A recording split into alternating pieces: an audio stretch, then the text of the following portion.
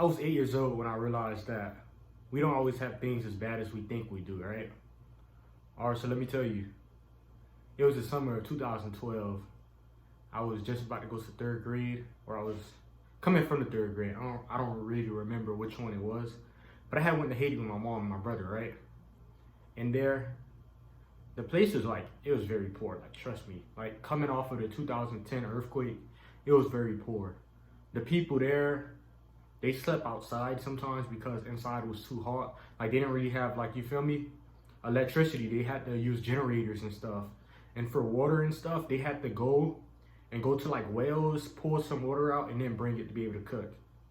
Let's not even talk about stoves. They didn't really have stoves. They had grills. They had to buy charcoal, make charcoal just to be able to cook some food.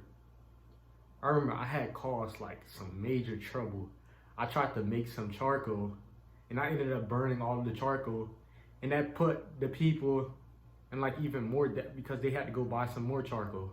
And the reason I was trying to make some charcoal was because the people there, they burn their trash because there's not like a community, there's not a community garbage waste company, right? So they don't come and pick up the garbage. You have to burn your trash.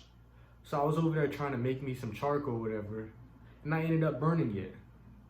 And yeah, Haiti is really poor. I was at Port-au-Prince, Haiti. It was very poor. Like, there's no like the roads there are just rocky and dirt and everything.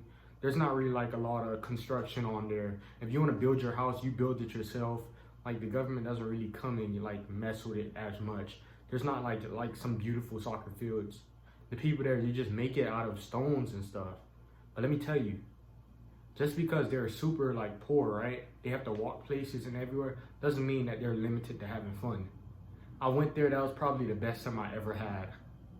Because no matter how much money you have, it doesn't really matter. It doesn't compare to the amount of fun you're gonna be able to have, right? So we went there, me and my brother, we flew kites. Never been able to fly kites before, and I live in Miami now. Never been able to fly kites. Still to this day, I haven't been able to fly a kite.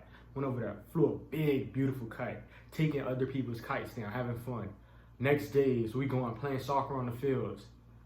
Yo, like, them people, they're very smart.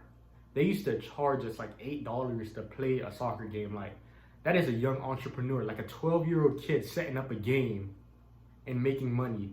Like, where do you find that at? It doesn't take a lot of money to be able to do that. And talk about that, we went to my dad's house on the countryside, right? Never thought this was possible because you had to really pay to like ride horses and everything, right? My dad has a farm. He has a lot of horses. Went on the horses, man. I had a thrill, man. Like, I really had a thrill. But over there at my dad's side of the family, their houses, right? My dad lives in Miami, by the way, with me also. But they live in like, it's like sheds or tent houses. It's not really like made of concrete or whatever. The houses over there are very fragile. But it's like it's a farm. You have everything you need there. And those kids, they have fun, but they get to work at a young age. At a young age, they're going out their way to they go to wells, get some water so that their families can be able to either bathe or even, cook with it, have some water to drink. Now, when I went to Haiti, my parents, they didn't let me drink any of the water from the well. So like, they had to go and buy like some processed water, you feel me? Some purified water, because they didn't want me getting sick. But it's just to show like, yo, people over there are really going through some like tough things. The money there is scarce to the point where when I was in 8th grade, I was about 8 years old. Well, not when I was in 8th grade. In the summer of 2012, I was about 8 years old, right? An American dollar is like $8 to $10 there. And I'm like, dang. So I'm over here with a dollar. I'm walking around, I'm like, I am rich. I have a little American dollar, which is like nothing now. So like, if you just bring a dollar, like, you might be able to get a bag of chips or whatever. A bag of chips or like a thing of soda, Arizona. You might be able to get that. But over there, it's like you get so much things. The beaches there is wonderful. Play so much games.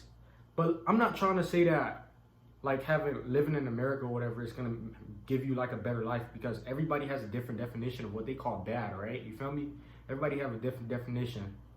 But just don't let that limit to how much fun you can have and how much you can appreciate the world, because really, you only have one life. So it's best you live it the best you can. And don't let your income dictate how far you'll get, and don't let it dictate your happiness. All right, now it was your boy G Uno. All right, Uno out.